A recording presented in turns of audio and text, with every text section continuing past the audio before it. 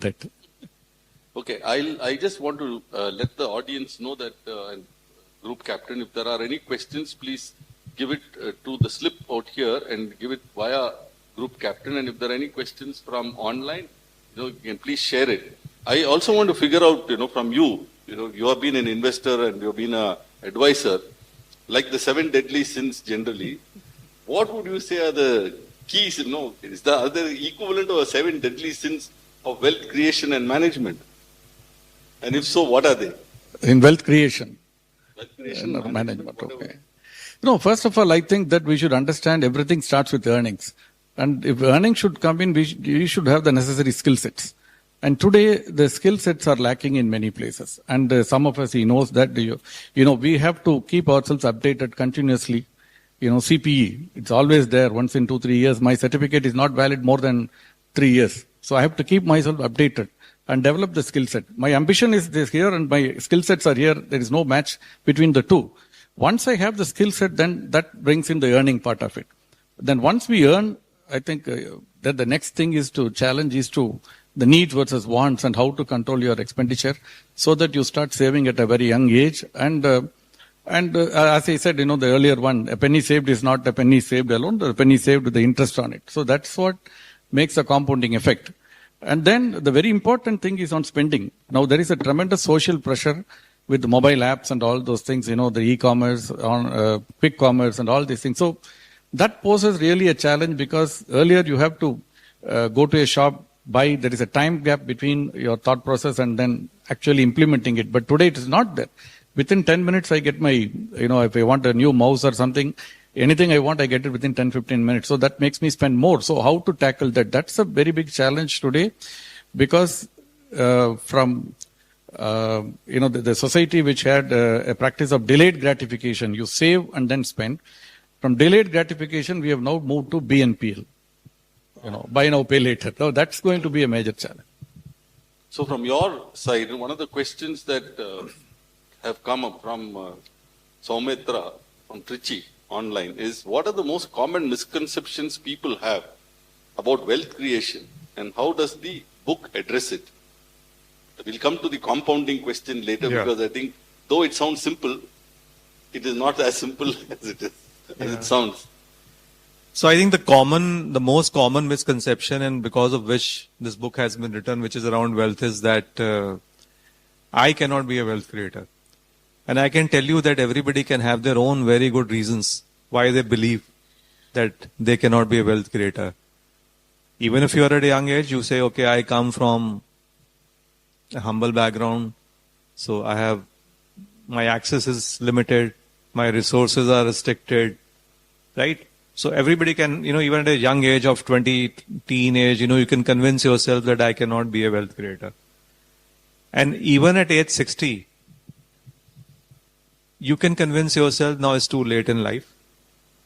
I should have learned about this 30 years back. It's too late in life. I can tell you that thankfully society is living longer. At least I see amongst my friends and all, parents are touching 90. Right? So there's always the other side of belief, right? So at every age, the biggest misconception is that, I cannot be a wealth creator. And that is the first section of the book which tries to address that everybody can be a wealth creator, irrespective of your stage, segment of the society that you come from, doesn't matter. If you believe you can be a wealth creator, you can be a wealth creator. There's no restriction, and there are enough case studies, inspiring case studies which our country offers to convince us about that.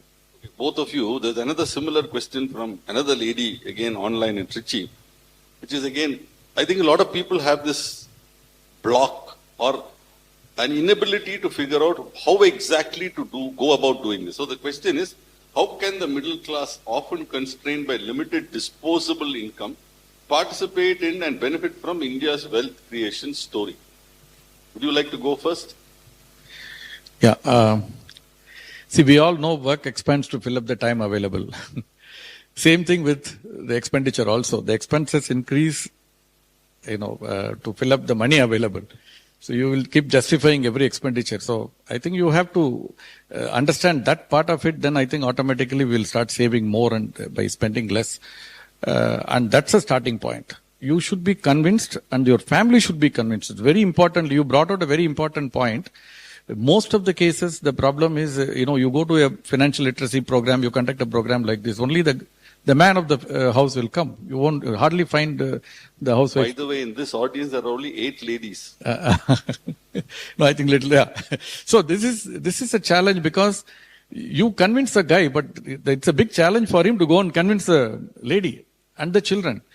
Tell them that you can manage with the phone, which is about 15,000 rupees or 20,000 rupees. It's very difficult today to tell them that they all want the cult phone. So that's where the start. See, the moment at a very young age, around 20, you get used to the best of the phone, the best of the laptop, best of the whatever, the pad or whatever it is. It doesn't stop with that. You're going to replace it once in 3 years. Which means in another 50 years, you're going to buy at least about, 10 times or 15 or 20 times, you're going to buy a phone, you're going to replace a laptop, you're going to replace a car. So you're not committing that 5 or 10 lakhs for that once in a lifetime, like when I bought my first Ambassador car. That was for the 30 years I bought it. But today you replace it every 3 years, which means you're committing for crores and crores of money, and we call ourselves middle class. I'm talking about the typical middle class, which commit so much of money, and they call themselves middle class. And they're not able to. They can create wealth, they can attract money if they really want to. I'm not talking about the BPL families or lower middle class. The typical middle class can create. That is people in this room. Yeah, certainly. Okay, one of the things I want to now bring into play is this issue, like you talked about, the future value and how small drops, like an SIP kind of thing, can actually lead to fairly large outcomes over a longer term period. 2 things here. One is how to make people feel that delayed gratification is okay. And that's probably a better way to, live life, number one. Number 2, how to get that discipline to last that distance. What kind of temptation should one avoid or not succumb to? Yeah, so here then, I'll like to talk a little bit about the concept of compounding, which the book also talks about. So I think that is what the motivation of delayed gratification is, to basically realize the benefits of compounding. Everybody in this room would have heard of the gentleman called Warren Buffett. He's in his 90s. And Nagapan will know that most of his net worth actually is earned after the age 60. Yeah. Because he's actually living on a compounding effect of more than 50 years. We see Warren Buffett today as one of the global top 10 richest people. But that has happened over a journey of, more than 50, 60 years of compounding. So that is delayed gratification. So how to do each one of us is, see, in this country, the most popular saving instrument, till a few years back before SIPs took over, used to be the recurring deposit of the post office, the good old post office. Because it was there, every post office branch was there, not only in small towns and cities, in every village. Right? So every Indian used to just go and save, they used to have an account there at the post office and do a recurring deposit every month. Right? So at the end of the day, what Indians we were doing, we were paying ourselves. Right? When you're earning something, suppose you're earning 100 rupees, then of course you have your own expenses. First meet your expenses to live a good life, whatever basic plus decent life. Then whatever is left, pay that to yourself. That is called savings. Just keep accumulating, and that over a period, keep doing it for over next 10 years, 15 years, 20, 25 years. That accumulation will just surprise you that, what kind of a corpus it has grown into. Simple mathematical example. If you are growing your investments at 15% per annum, which is eminently possible if you are investing in a growth asset class like listed equities, especially when India is growing, 15% compounding in 5 years, your money doubles. 10 years, it becomes 4 times. 25 years, it becomes 33 times. From 10 years, 4 times, another 15 years, it becomes 33 times. So that's the power of compounding, which, Mr. Warren Buffett has contributed to his, wealth, and which is what I think all of us need to do, because always whatever is left, it doesn't mean that whatever we are earning, we have to spend everything. Spend on your needs and maybe a little bit of wants, which gives you joy and happiness, whatever. But then whatever if you can save after that, keep accumulating, set it aside, let it grow at 15%. take advantage or benefit from the hard work being done by so many Indians, which is contributing to the growth of the economy, culminating into a 15% compounded growth rate in an equity asset class for next 25 years. All of us will be eminently rich than what we are today. You know, you have been in financial literacy. All this sounds nice, this compounding, etc. But when you actually tell people, one of the two things I found, okay, one is a lot of people, like in traffic, we have this illusion of activity. That if we feel if you are not moving in traffic, that we are not moving ahead at all. Sometimes, don't you feel it's better to stick in your lane? You might actually go faster. Similarly, in investing, they say time in the market is better than timing the market. Number one. Number two, fill it, shut it, forget it. That is, many times don't do anything is a good strategy. I'm just asking you, because you are in financial literacy, how does one get people into a discipline, showing that, look, if you put this 10 rupees, you save, like for example, when I was in Calcutta, I had a choice between taking a cab, $5, or taking the tram, 35 paise at that time. That gives you a reflection of my age. But it tells you the difference on a day-to-day basis, okay? And the simple reason was in a month, it accumulates to so much, and that's actually savings. But how does one educate and convince fellows and then get them into the discipline of doing it? I'm talking again about the how. See, until they see the benefits of it. Of course, they are seeing it nowadays. They read a lot of books and they see that the outcome of it.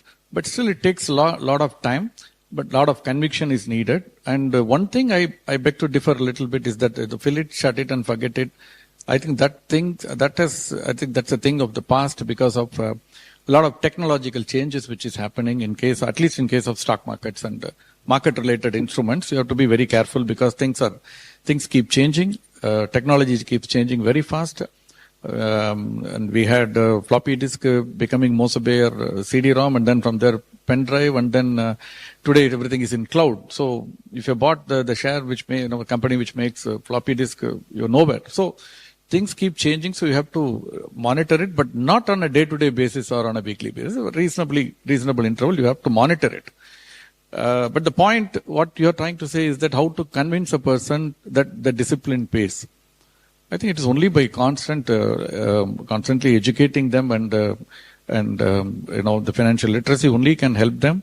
And that should not happen only for the man, but the entire family. And that's why if you look at it, not many people, I think some people sitting in this room may know that, but government is taking a lot of initiative in that regard. All the 4 regulators, if you go to the IRDS website, you can see very interesting comics and cartoons on the importance of insurance. Not only in English, also on vernacular, in many other languages. Same thing with SEBI. You go to SEBI's website, you have a lot of investors for the school children, for the college students, for the housewife. At a different angle, they have looked at it and different perspective, and very simple language they have put it. It's a very basic, for beginners, and also NASM has done a good job. NCFE, National Center for Financial Education, they have done it. And RBI has come out with one of the pioneers 15 years back. They have come out with such books and all those things. So, a lot of content is available, but people are not taking it, and it's not reaching out to them. I think that way, once if you're able to touch a card on that person, then the change automatically happens. I've seen it. Suddenly, the moment they use these calculators, financial calculators online, they suddenly realize that I'm nowhere. What will I be after 10 years down the line, 20 years down the line? And I always tell the people to sit with the family and do that. Goal-based planning, we discuss about goal-based planning. So what are your top 5 goals in your life? And involve the family in that goal and then ask them to do this, use this calculator and do the job. Then they will come and tell you that don't spend this money, don't be careful with it. Otherwise, it's very difficult. Person asks almost very, aggressively, I don't know, maybe I'm reading from this tone. What you said is for the old generation. New and next generation is different. The dink segment is growing. We are all living separately from our parents. We have much more challenges, much more different issues and issues. So for this new generation, will all what you say work? Yeah.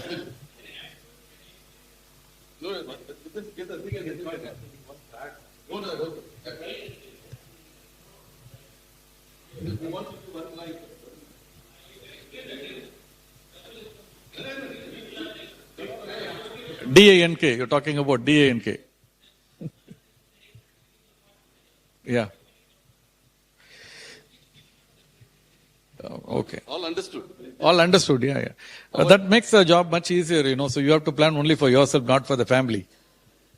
There is also something called SINK, single income, no kid. Single income, no kid, sink. That makes, one thing you should understand is that the joint family system had its own advantages, and if you don't have it, it doesn't, you lack. And most of us fight with our neighbors, and we don't have a good cordial relationship if you are in a big city like this. So that leaves you with a lot of difficulty, because I always say that you push your children to IIT, then IIM, then he goes to US and Harvard or somewhere he settles down. And when you have a chest pain, then you have to call your neighbor with whom you already have a problem. So I think you have to create a right kind of ecosystem, not only in monetary terms, but Chandru used to say philosophically, I'm telling very practically that you should be creating such kind of ecosystem. If you are, the new generation, I could tell you that. No, if I could add to that, so, what your observation is saying is, very interesting and very right also. But, the generation of your parents, they at least, most likely, they would have worked for a government or a quasi-government organization, right? By virtue of that, they would have got something called a PF corpus, because it was a forced saving, forced compounding, which happened over a period of time. And when they retire, they also have some corpus coming to them and also some pension coming to them. Now, Dings, as you're saying, and this is a phenomenon, first of all, you're living independently. So the support system of the joint families is no more there to protect you or cushion you. Secondly, you have to build your own PF corpus. Because, at least in your parents' generation, there was a forced saving which happened for 40 years of their working life. In this generation, where is it happening? And expenses have gone up. This is all the more reason that you need to start paying yourself like your parents did 40 years back from today for next 40 years. If not 40, at least 20, 25 years. Right? So that is a very important, thought which I would like to leave you with, that it is all the more important for the younger generation to have financial discipline. Yeah, because just to add to that, the social security is almost, in a country like India, it's almost nil. For a typical middle class, or if you are in a MSME business, it's very difficult. As long as you make covered by 7th or 8th pay commission. Yeah. As long as you make money, you pay taxes. The moment you stop making money, then there is nobody to take care of you. This is one thing. And, I remember when I joined my first job, I was told by my boss that you will never be suspended or dismissed from this company. You will be retiring from this company unless otherwise you do some fraudulent activities. Can any company tell you this today when you join? You don't know. Hire and fire. So as you get 10 times the salary of what I was getting when I joined my first job. Today, my son gets 10 times or 15 times or 20 times of the salary. But then the job is not assured. There is no job guarantee. It can be. And meanwhile, what happens is this generation, we get used to, don't think I'm blaming this generation, because the generation has its own advantages also. They're much more confident than many of us now, my generation. But that's why they keep spending a lot, because they know that they can somehow make this money. But there is a danger is that in this meanwhile, you get used to, like a dopamine effect, you get used to spending more and a different lifestyle. And suddenly when the job goes and you don't have a fallback or backup, or you don't have enough savings, then it leads to a lot of psychological problem. So it becomes more important that you have, because you don't have parents or the joint family system to fall back. So it becomes more important. One of the interesting things I found also, that I went one workshop by one Swamiji, and he said you spend half your life earning your wealth, then you spend more than half your wealth trying to get back your health. Okay. So, and people say health is wealth. So when you're talking about wealth creation, and keeping yourself also, how do you balance it? Because one of the things that other people say also, there's a famous incident about Kurt Vonnegut, one novelist, and he and the other author were waiting for the third best-selling author. And the fellow told him, what? He told Kurt, the guy who's coming, what You earned all through your lifetime. This guy earns in 1 year. So that guy replied to him saying, I have one thing that he doesn't. He said, what? Enough. So 2 questions. One is, when do you say it is enough? Okay. Number 2, how do you balance this health, family, social connections, and what you might define as success with creation of just wealth? I'm getting a little philosophical here, but with a very good reason. Yeah. No. I think this is a very practical philosophy, and I think that. So I'll touch upon 2 things, connected to this question of yours, Chandu. One is 2 milestones when it comes to wealth creation. There are 2 important milestones for every individual. The first milestone is when I would be financially free. When I will be financially free, which means that when will I have enough wealth, which basically will be that size of wealth which will take care of all my needs as seen today for the rest of my life. So this is my lifestyle costs, the education, funding of my children, weddings, so on, traveling, whatever. As seen today, if I want to continue to live like this for the rest of my life, how much wealth I need for my life goals. So that is financial planning part, which should tell you that when will I be financially free, financially independent. The second goal is that once I've achieved that, then how much wealth should I create in life? Suppose, that goal somebody achieves 20 years down the line and one is still 60 years of age. Should one hang the boots and say, okay, now I'm financially free and I have nothing else to do? The answer to that is no. Wealth creation goal can be an endless goal. And the reason for that is because, wealth beyond your financial needs becomes just a number. If you're creating, then God is giving you more than you need, and then that wealth you can utilize to do good to those who do not have as much as they need, right? Which is doing good to the society, which is for philanthropic activities. And I've known, very, very inspiring personalities. One of them, Mr. Ashok Soota, I've mentioned in the book also. He's 83-year-old, and he became an entrepreneur at the age of 68. When he have Mindtree and all, and then his happiest mind he created later on, and he has no family, he never married. So I asked him, what is your motivation? He says, wealth is an endless goal because I am building these educational institutions, for the weaker sections of the society, and for which eventually this wealth will be left in the ecosystem and I'll be leaving a better world, right? So if you have that goal, then wealth creation becomes a limitless goal. Because eventually, you have God has been kind to you. It has given you what you need. Now, after that, if you're hale and hearty, continue, till the last day of your life, continue to be a wealth creator. Why should you stop? What's your take on it? Because, in your case, I remember meeting a young entrepreneur from the community. And he said to me, I asked him, what's your approach to wealth? He said, 1/3 is in the business. 1/3 is in fixed assets, which cannot be alienated, which means I can enjoy it, but I cannot alienate it. Okay. And 1/3, I have flexibility, I can put it into financial assets. So I said, wow, I wish I had known this when I was 20 or 21 or 22 when I started working. So if you were to look at it from the same point of view, what would you tell people, in terms of what should that approach be? What should this philosophy be? What should your purpose be? No, I agree with the first 3, but it is not 3, actually it is 4, 25% each. The last 25% is on charity. I think that is very important. And you go around Chennai, you can see you go to the Adayar Cancer Institute, the most of the kind of contribution done by people who have come down to Tamil Nadu and settled down. You can see what kind of contribution they have done to build up those accommodations and institutions and all. Right? Many people, the schools, the colleges, built in Chennai. So I think the moment you know the purpose, there is a saying, you die twice. The first time is when you actually die. The second time is the last person who remembers you dies. So there are people who don't die at all. You look at Dr. Alagappa Chettiar in Guindy Engineering College, his statue is there.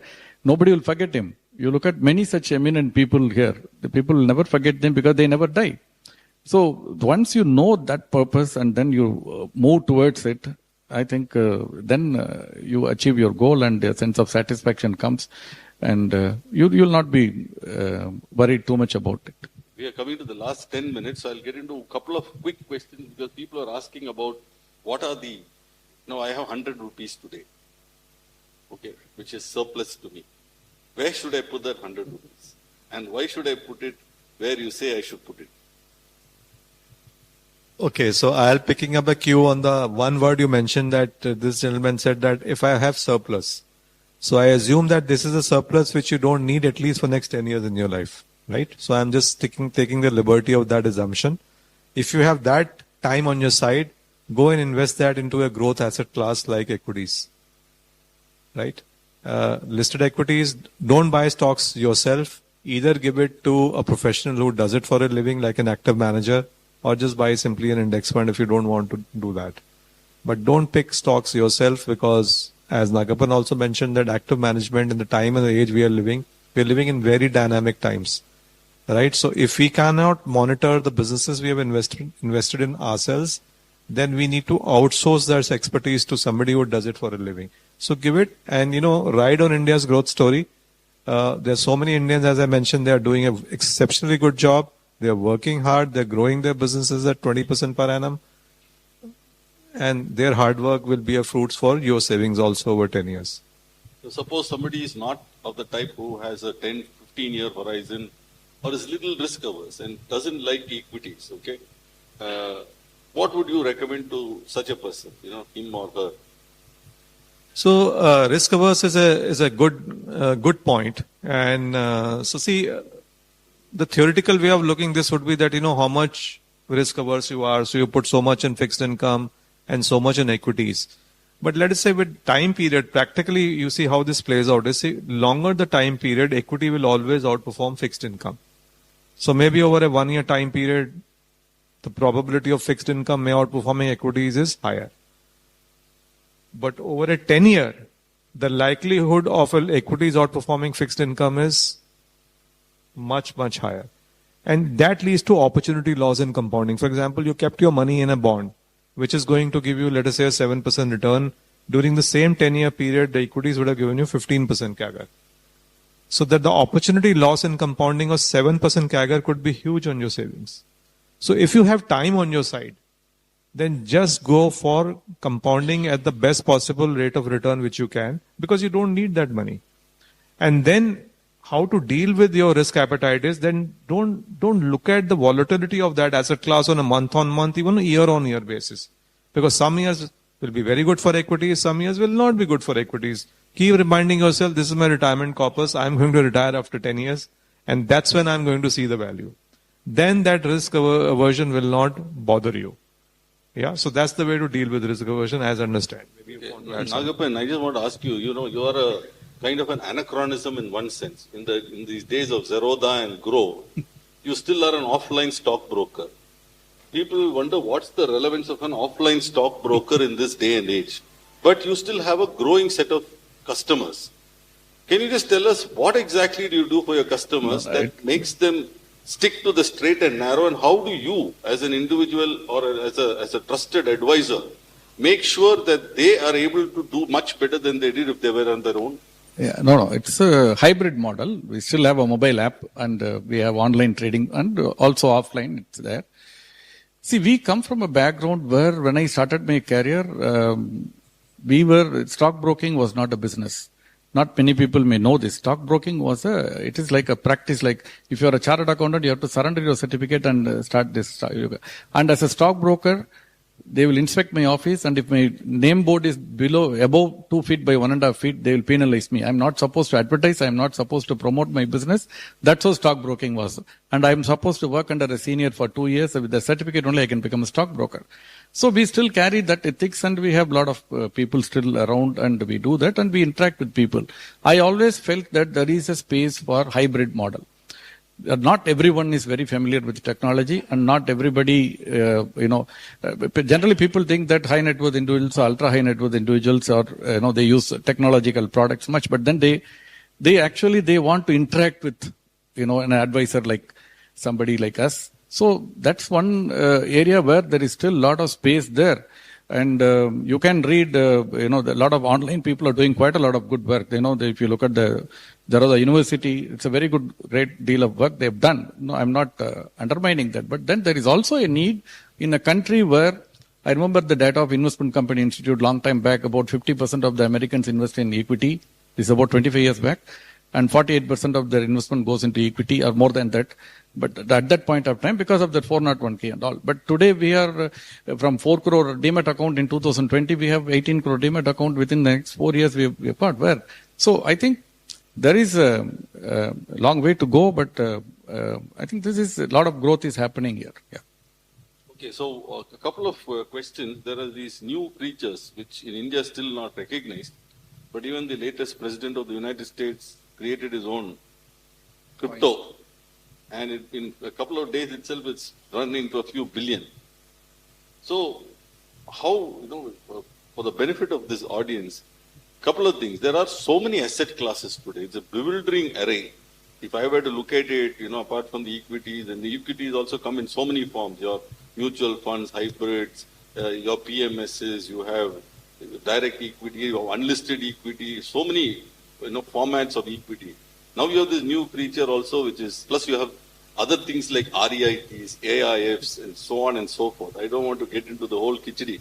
But now the new creature, which is crypto.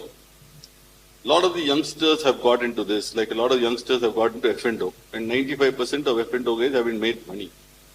With all this kind of thing, with this new and, shiny attractions, how do you tell everybody to still stick to a certain kind of a philosophy? Yeah, so I think it's the same, the good old, age-old classic principles apply to crypto also, which apply to any other asset class.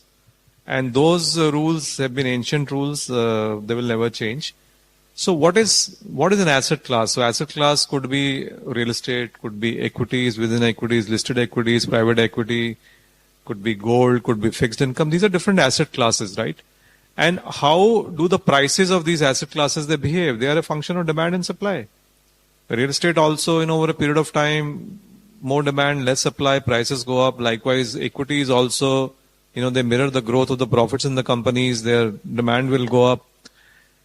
Gold also, we know how much, some data is available about that asset class, that how much production happens, gold production every year, and who's buying on the demand side. There is some logical assessment you can make on that asset class. Crypto is one asset class which is like a black hole. There is no data available on the supply and demand side. So very difficult to make an assessment of that asset class, first of all. So see, as wealth managers, anything which we cannot objectively analyze, we would wish to stay away from it, because then it becomes in the zone of speculation. And we don't want our clients to come close to speculation, because the element of surprise resulting into risk could be very, very high.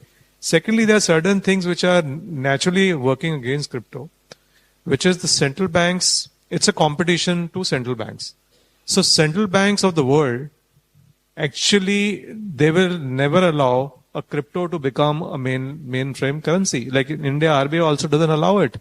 Because how will they control or navigate the monetary policy? Like the government of the day, fiscal policy, how will they do that? Because governments and central banks across countries, across the world, they navigate their economies through these policies.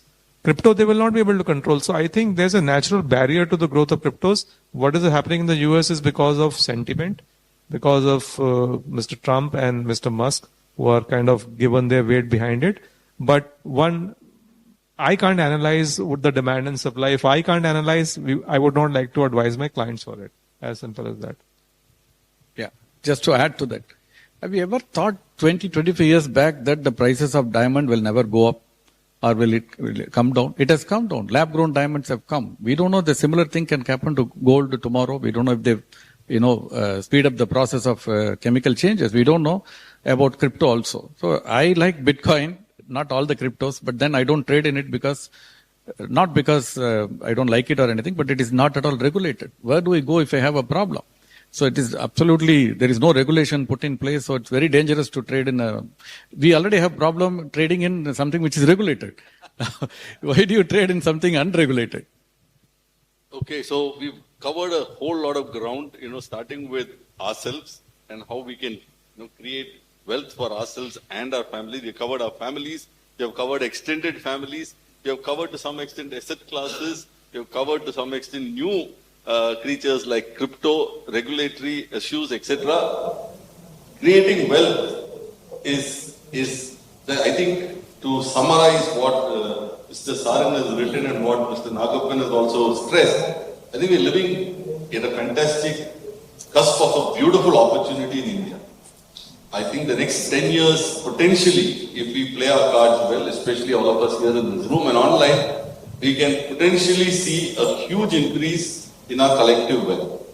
And I think that collective wealth will be good, not only for ourselves, for our families, for our communities, but also for the nation as a whole. And with that, let me take you back to the organizers, group captain. Back to you. First and foremost, let me